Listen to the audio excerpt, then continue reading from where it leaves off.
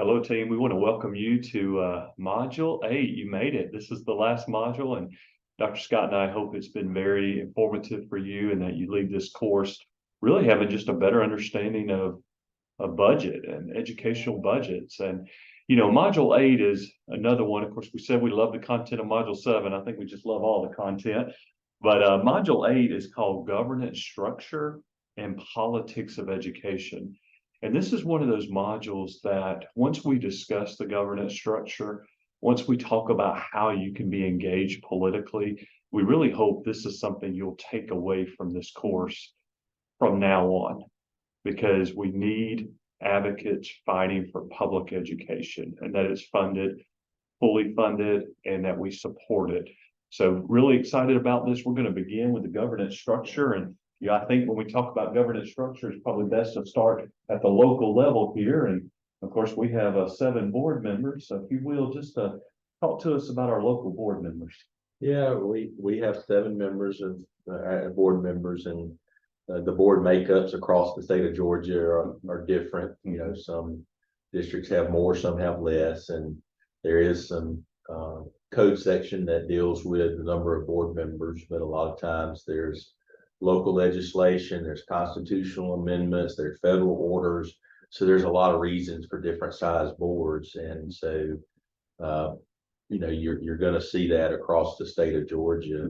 The thing that is consistent for us in the state of Georgia is that board members are elected in the state of Georgia, and superintendents are appointed. And there was a time, in the mid to late 90s where, that shifted from an elected position into an appointed position. And so I remember when I was a child, I was on a campaign for a local school superintendent. So I remember those days when we elected our superintendents. But as Dr. Scott said, right now we're looking at, you're appointed by the board members, but the board members are elected by the constituents, our community. Yeah, Okay. we kind of like to say that the superintendent serves at the pleasure of the board. And I think for our school district, if you look at us historically, we had a superintendent that served for 20 years that was an educator. But when you look at it over a long period of time of the history of our school district, during the times when superintendents were elected, the superintendents often had no experience in education. They may be a popular store owner, a popular preacher at the local church, A farmer. There was just all different kinds of people, and a lot of those people did a great job, but didn't have the expertise that was trained in to be an educator, and they weren't necessarily educators. And we've seen 25 years or more of appointed superintendents, and every once in a while you'll see a bill introduced to allow districts to make that decision whether they want an appointed superintendent or an elected superintendent. So that's out there. Our structure for the state board is a little bit different in that the state school superintendent is an elected official. And for the state of Georgia, that's Richard Woods, and he is a former educator, and I guess a continuing educator. And he just won his 3rd term, if I'm right. I think his 3rd term. Yes, sir. I think you're right. And and then the board is more of an appointed position where the governor appoints the board members for different terms at the state level.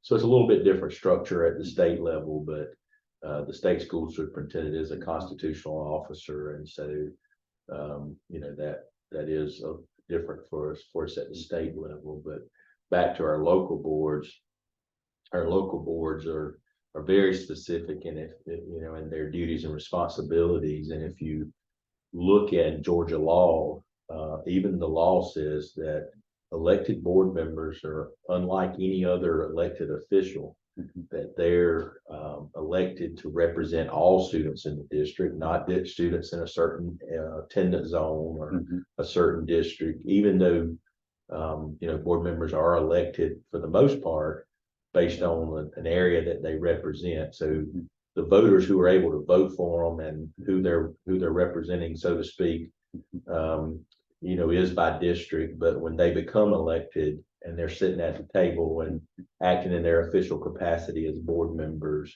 the law kind of gives the guidance that they should be making decisions based on all students, not just the students in their district. And that's easier said than done sometimes, but because I know we've noticed a lot of the parents will call the board members that they actually voted for. So sometimes, it has that feeling as if they represent their district. But talk to us about power of one versus power of all. Yeah, and as if you look at a board member individually, they really have no authority and no power other than sitting in the board meeting. Now, it would be naive to believe that the relationship that you have with individual board members does not have an impact on the overall decision making for that board member. So all of our board members are important, but at the same time, they have no authority to go into a school and tell a principal what to do, or go into the superintendent's office and tell the superintendent. Now, if they as a body, sitting body, they want to direct the superintendent to do certain things, they can do that. And it's kind of up to the superintendent whether he or she does that, but the relationship may not last very long if they're not carrying out the will of the board. And so, isn't there a saying some superintendents say about being one board meeting board meeting away from being gone? That's what I hear. So according to Georgia law, there's really three main functions that board members serve. What are those three? Well, the policy setting is one of their big responsibilities, and the law is very clear in that they have the responsibility of setting the policy. And then it also states that then the superintendent's responsible for carrying out those policies, really the day-to-day operations, and making sure that the policy is being followed. So it would be appropriate if a citizen has an issue with a policy, that they really come and voice their concern with board members. And I know for us in our school district, we encourage parents to talk with the staff who are implementing the policy, to make sure that they understand the policy and understand the reason behind or the why. And that is always beneficial to help parents to understand that. So although board members are gonna vote and approve the policies for the most part, the staff members, the executive team, really puts together those documents, and we get assistance from the professional organization, mainly the Georgia School Board Association, which is the board members association. They provide some policy assistance to most districts, and really in organizing the policies and making the policies available to the public, and making the policies available to other school districts who want to maybe model their policy after another school districts. And they're better known as GSBA. Okay. And so the board has that policy responsibility. And then the other big point of that, and I guess I probably should have said that first, is hiring the superintendent. Yes. The board has that big responsibility of hiring the superintendent, and they're also required to evaluate that superintendent each year. So at least annually, they're required to evaluate the superintendent, and then that's the piece where they hold the superintendent accountable for carrying out those responsibilities and for carrying out the policies that they are putting in place. And then the final area is the budget. And certainly the superintendent is evaluated on whether or not he or she is being responsible with the budget, and making sure that staying within the budget, and really keeping the board informed on what's going on with that budget. And so in module 7, we upload an example of one of our monthly financial statements, and that's something our chief financial officer would go over with the board members, just to get the pulse on how we're doing financially. That's correct. And so the board has that responsibility. And really, when you look at what the citizens are certainly concerned about, they're concerned that their children are getting a good education, they're safe, they've got environment that is conducive to learning, and then they're looking to make sure that we're making good use of their tax dollars. And so, regardless of how small a tax increase may be, citizens just typically don't want to pay more taxes. And so we've certainly got to be responsible with their tax dollars. And if it has to really be the exception when we're going to them, asking them for increases. And if you're doing that, you better be prepared to show what you're doing with the money that you're getting. And so, that's always a difficult situation when boards find themselves in that situation.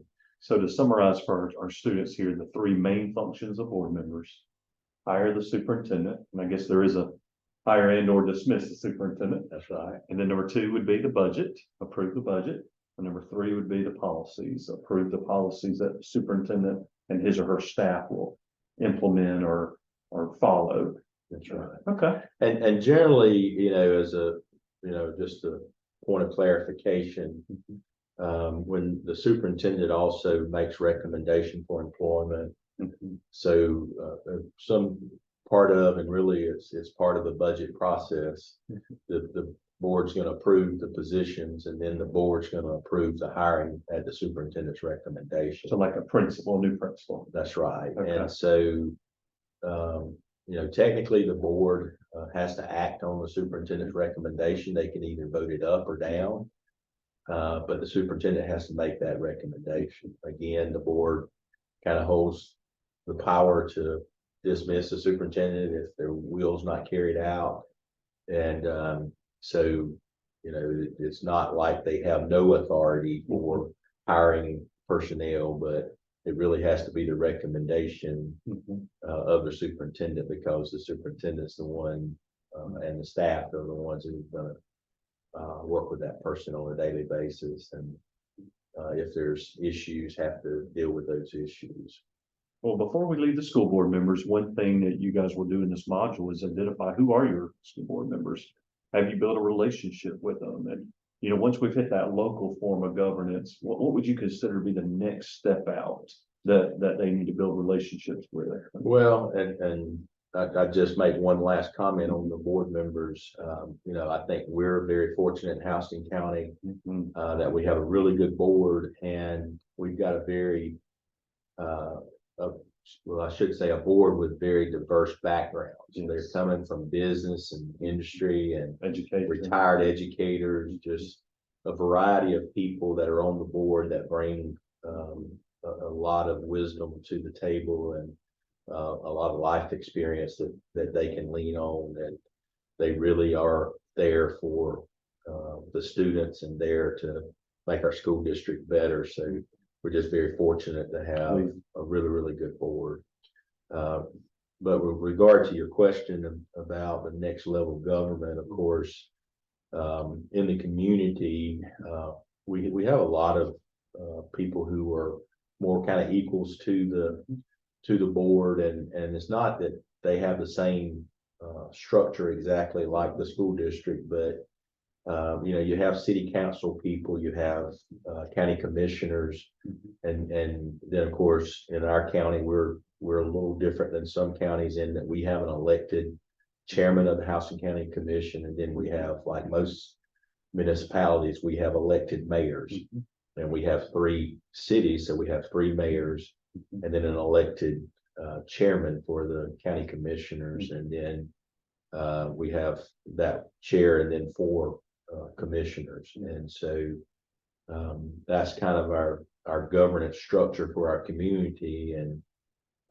they oftentimes are, as I said before, they're a little different than board members in that they're oftentimes talking about their district. Yes. And talking about the area that they represent. And I understand why they do that, but certainly believe that the better good is always the common good. The common good is the best Yeah. route to go with that, and looking to help everyone in the community. But that's our local governance structure, and they're pretty much elected very similar. They have very similar timeframes on their elections, and so you see that cycle come and go where they're up for reelection every 4 years, and very common within your community that occur.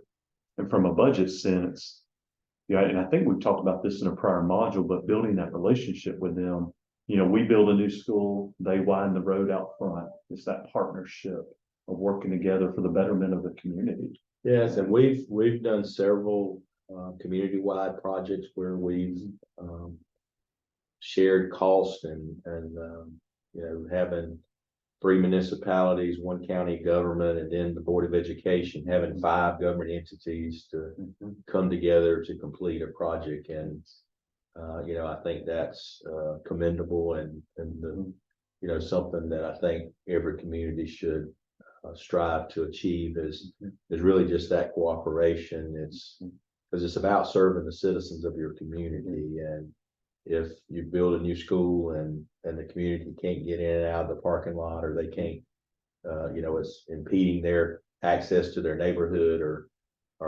other challenges come about because of that, then it's an issue for our citizens, and solving that problem should be a concern of everybody. And so I do think that you make a very good point in that you got to build those relationships, and before some situation pops up, and then once you've got that relationship, then you can work through those. Usually, if you have that mutual respect for each other and even a level of friendship with that other person, then it's probably going to make you more successful.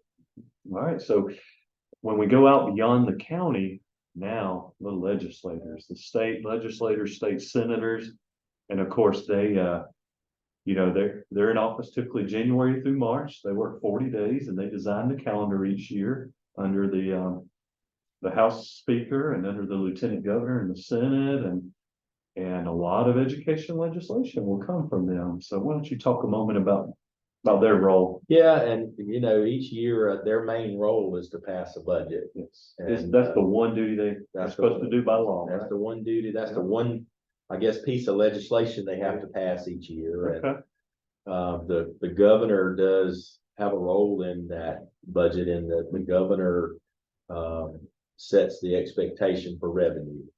So the bodies can really change the budget any way they see fit. The governor does have the option of vetoing and going back through the process to see if they can get enough votes to override the veto or make changes. But really, initially, the governor sets the revenue and says, okay, this is the amount of revenue for our budget this year. And of course, he's working with the Office of Planning and Budget, and they're collecting and giving him the data on the tax collections and whether there's been growth or a decline, and really that's the main role that the governor plays. And of course, the governor always will have some priorities that he or she would put out, and those priorities would kind of go over into the General Assembly, and they normally are very respectful of those priorities and want to achieve the governor's priorities as well. But sometimes there is disagreements on how to get to something.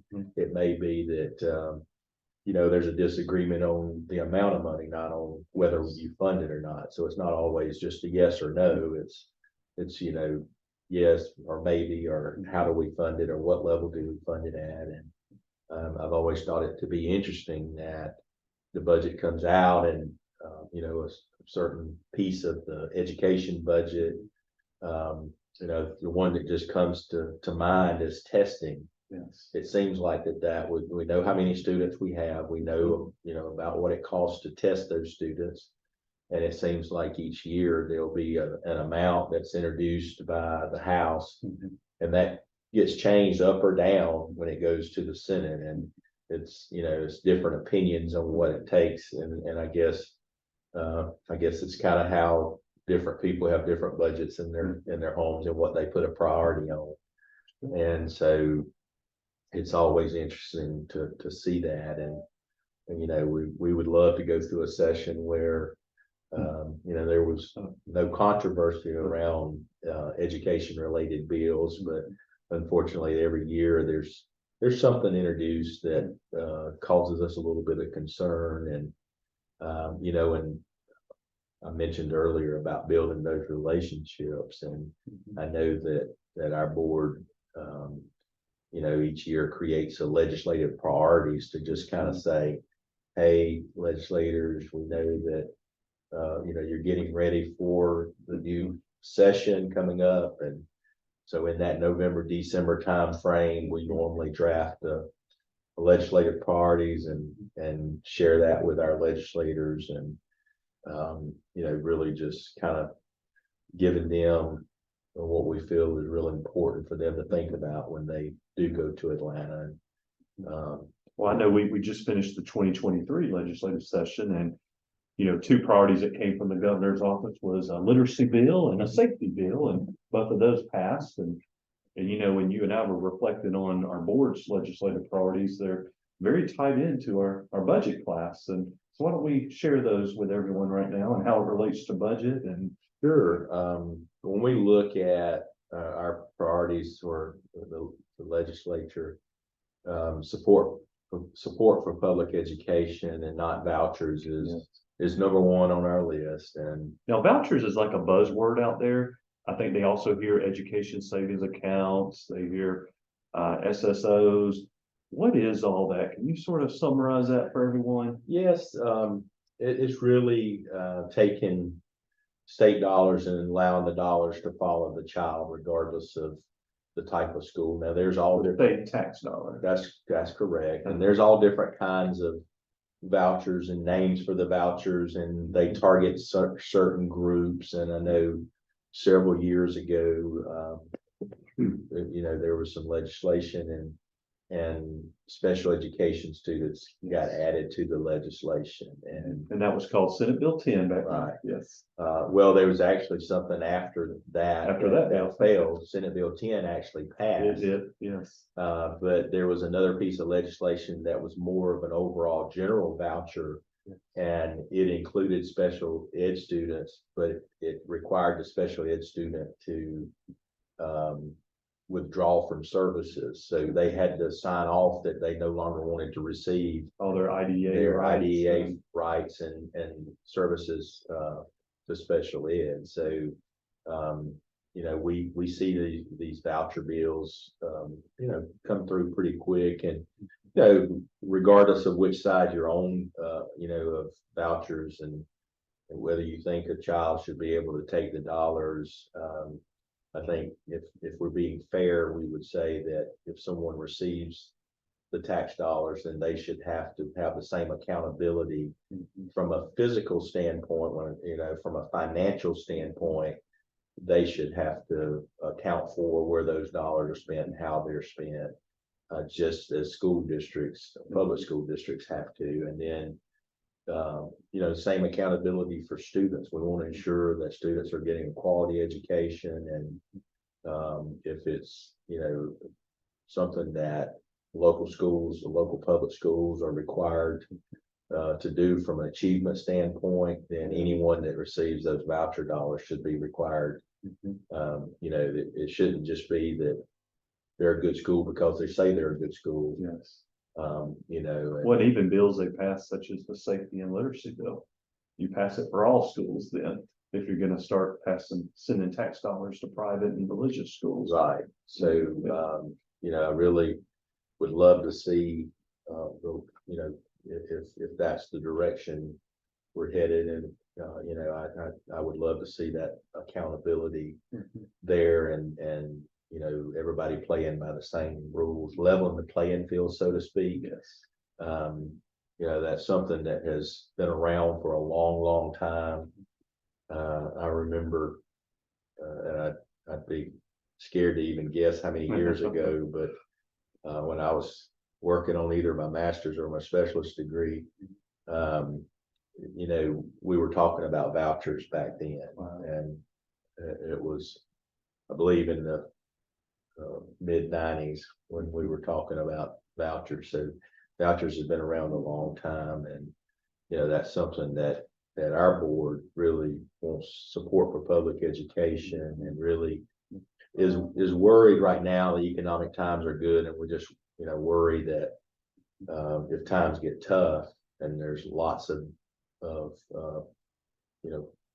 pots of money that are going out to different organizations, then will we end up losing funding and be restricted on that? So what other priority did our board members have this year? Well, something that our board has done an outstanding job of doing is been prioritizing teacher pay. Yes. And yes. And that's definitely an impact on budget. It is, and teacher, for our district, we have over 2,300 certified staff members, and so when you start talking about giving a raise, and you start talking about a $2,000 increase, and what that will cost a district, it is expensive, and the pieces of that kind of go unnoticed is like the fees like Social Security. We're a district that pays Social Security, so if we receive the funds to give a $2,000 raise to our employees, then we're going to have to pay that 6.2% because we do pay into Social Security, and so we would have to fund that locally. So there are some local costs, and then of course any positions that are funded locally that we give those increases to would also be required, as a local effort. And the state sets us a base salary scale each year, and by law, school districts have to follow that basic salary scale. So when the increases go up, they're really should be increasing the amount that they're paying their employees. And you told us earlier in another module that payroll is approximately what percent of a district? In the 90 to 92%. For us, it's 92%.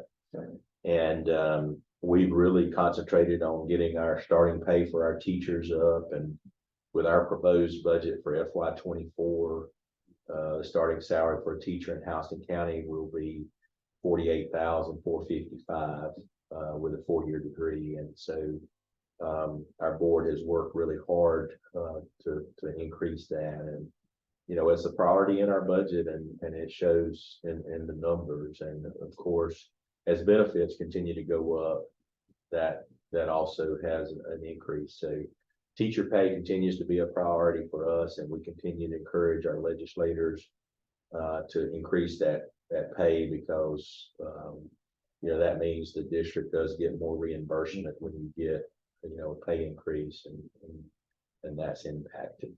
Well, I know earlier, we spent a couple of modules looking at allotment pages, allotment sheets, and it was all based on FTE, and then you had your categorical grants. We had something about safety, didn't we, in our priorities this year? We did. We had the priority for safety in our legislative priorities, and what we would love to see is a line item in the budget for our per pupil or per FTE item on the formula sheet, or whether it's at the bottom of the page, top of the page, whether it's a grant or indirect. It would help us to have that amount where we could rely on it. For a good example of expenditures for safety that districts have to bear locally is SROs. We spend a significant amount of money funding SROs, and we fund that locally from the Board of Education. And I know different communities do it differently. They have some cost sharing opportunities, but for the most part, the school districts are funding that. And we've gotten some safety grants over the years, and we're appreciative of those safety grants, but they've really been for security items to like cameras and fencing and alert systems. Yes. And those kinds of things.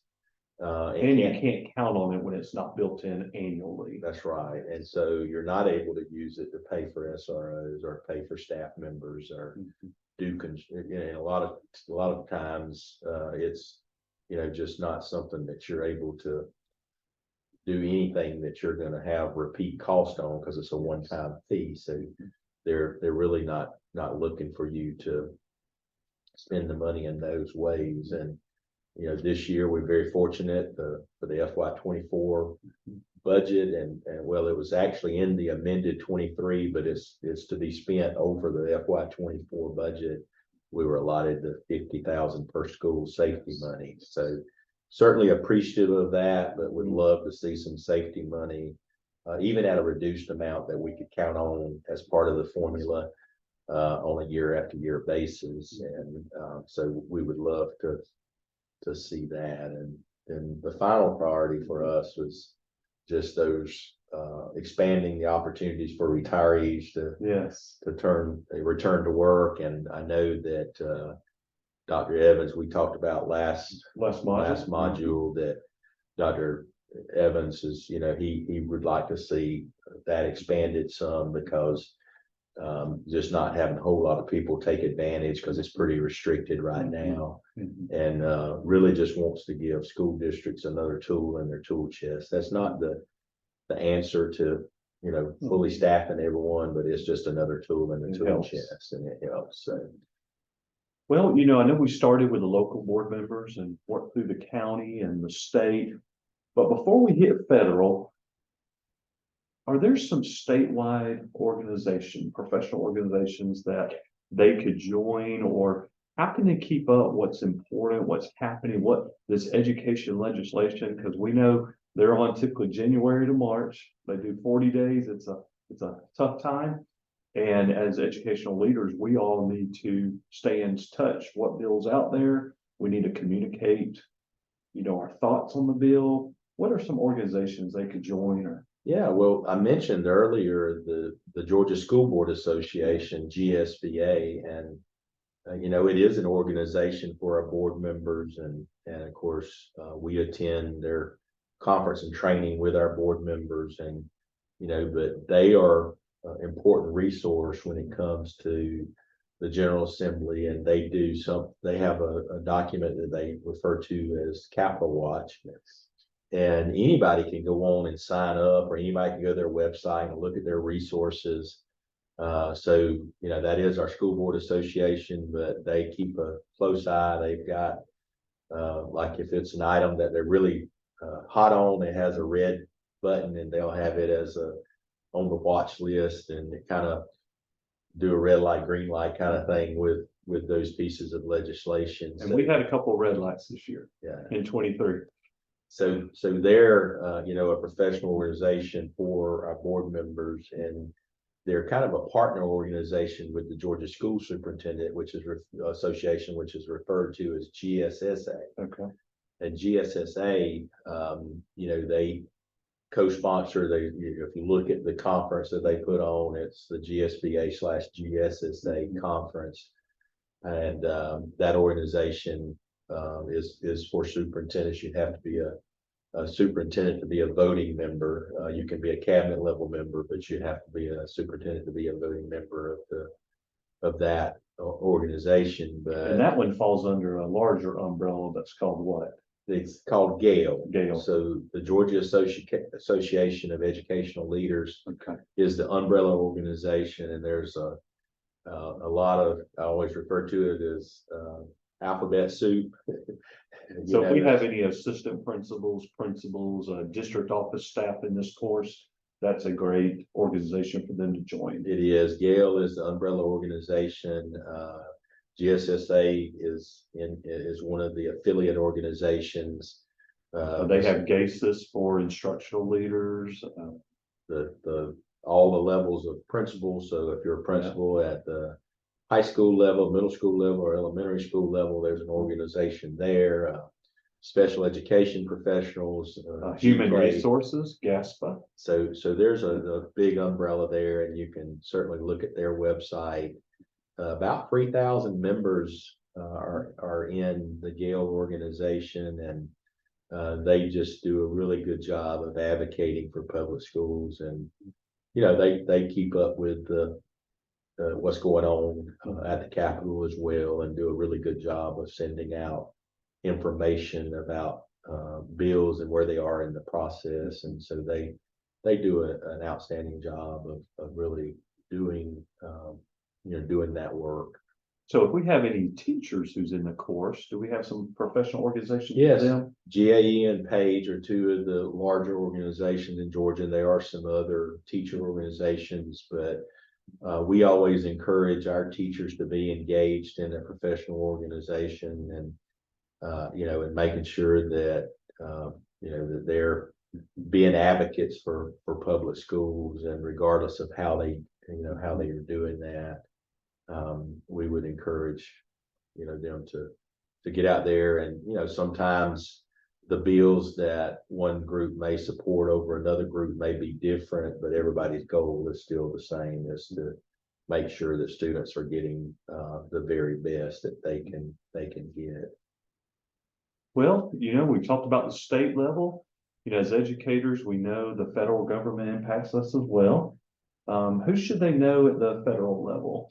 Well, we have our senators and our representatives, and certainly the federal Department of Education is really one of the regulatory organizations for school districts that receive federal funds.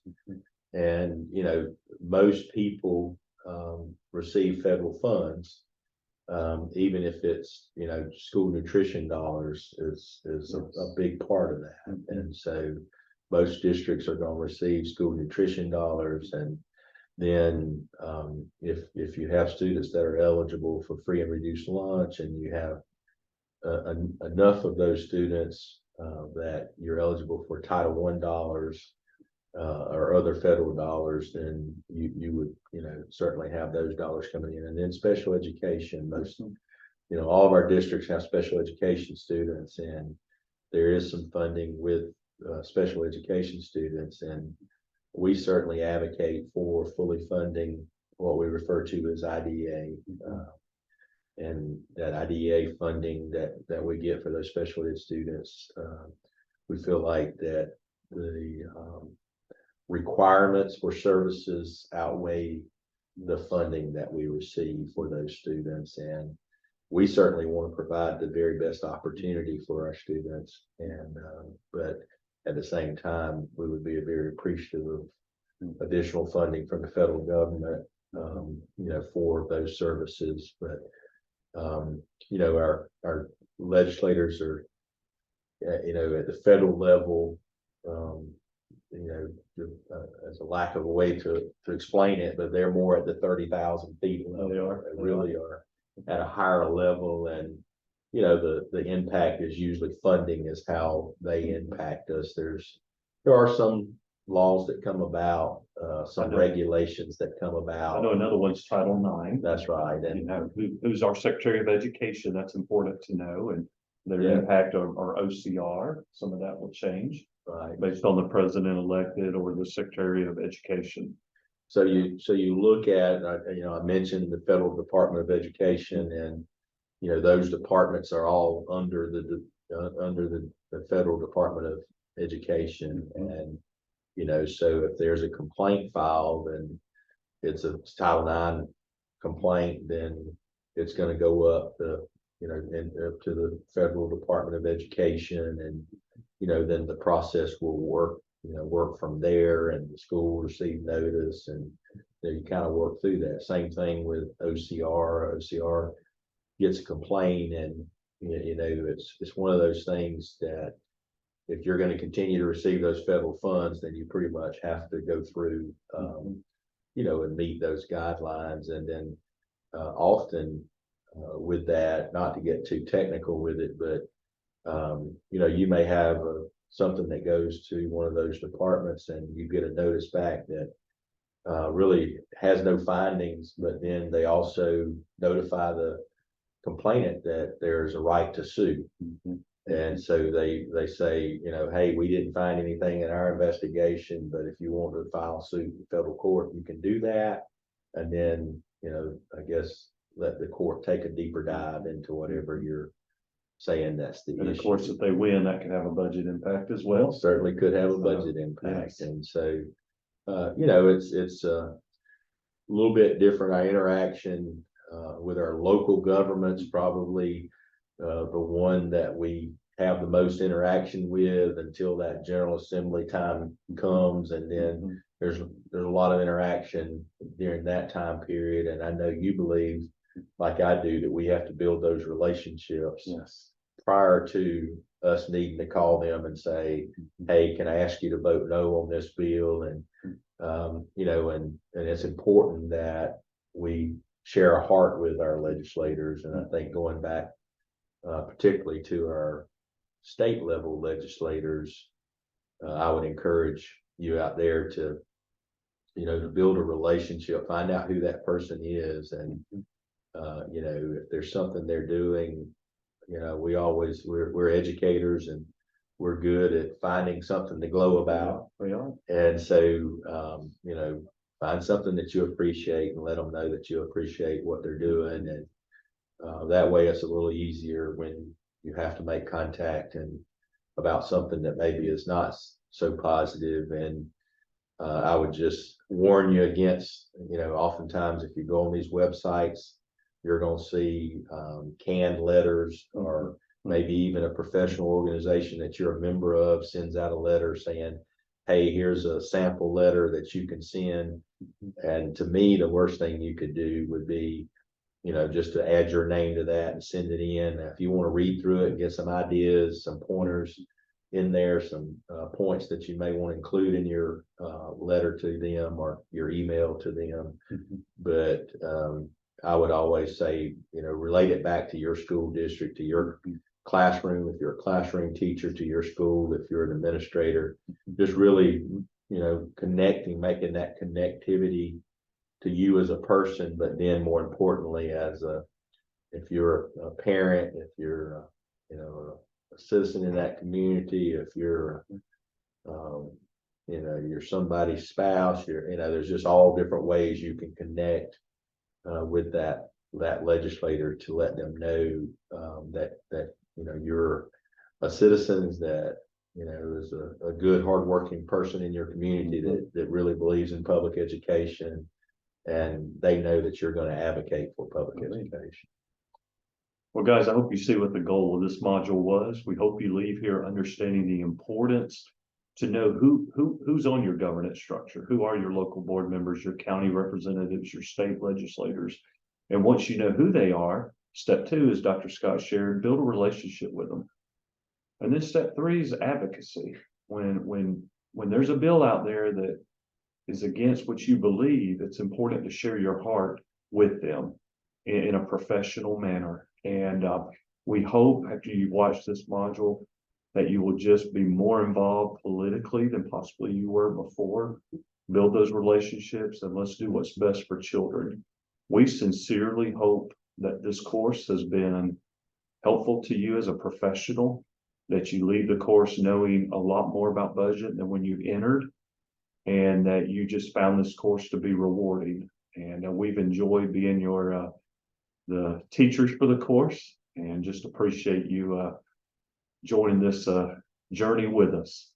Dr. Scott, any words? Well, I just want to say thank you as well. And I know that we went into a lot of details in this module. We just hope that, in all of the modules, but we just hope you take away from this a little better understanding of budget and how our schools are funded. And really this last module kind of wraps it all up, and it gives you the tools to be a better advocate for public education, and really understanding where we do pretty good with funding and where maybe we could improve and advocate for a better funding model. And I've always said that the QBE model is not a bad model, or a bad formula.